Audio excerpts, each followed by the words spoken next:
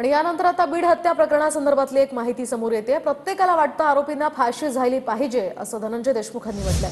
तर जरांगे जर नसते तर हा लढा लढू शकलो नसतो अशीही खंत या ठिकाणी धनंजय देशमुख यांनी बोलून दाखवली। TV9 मराठीशी त्यांनी आपल्या बोलताना भावना व्यक्त केल्या।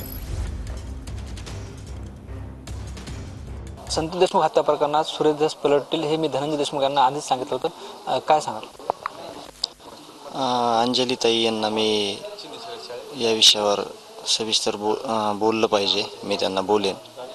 आता याच्यात आज 71 दिवस झालेले आहेत आणि हा लढा असा आहे की प्रत्येकाला वाटतंय की जे आरोपी त्यांना फाशीची शिक्षाच झाली पाहिजे, दुसरी शिक्षा त्यांना कुठली नसली पाहिजे।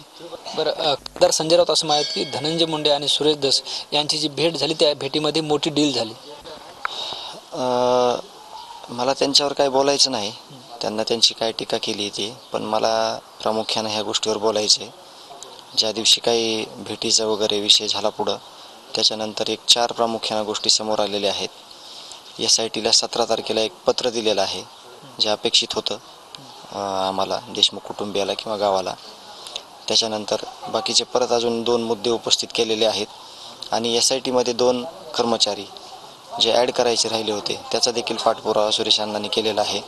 या प्रकरणात सुरुवातीपासून जे आहे ते जरांगे पाटील तुमच्या सोबत आहेत। जरांगे पाटलांनी सुरेश धस यांच्यावर नाराजी व्यक्त केली आहे, टीका केली आहे। यावर सुरेश अण्णांनी बोललेलं आहे की जरांगे दादा अण्णाचं दैवत नाही तर अखंड मराठा समाज जो आहे, जो ज्या मराठा समाजासाठी, ज्या शोषित पीडित समाजासाठी जे आपले आदरणीय मनोजदादा लढत आहेत, त्यांची तीच भावना आहे की कुठं ह्याच्यामध्ये कोणाकडून चूक नाही झाली पाहिजे। दादा जर त्या दिवशी घटना घडल्याच्या दुसऱ्या दिवशी जर येत नव्हते आणि जर बसत नव्हते रस्त्यावर तर हा लढा देखील कोणी लढू शकलं नसतं। बाकी लढायचं कशासाठी, फक्त गोंधळ दिसला असता, टेक्निकली कुठलीच गोष्ट करता आली नसती।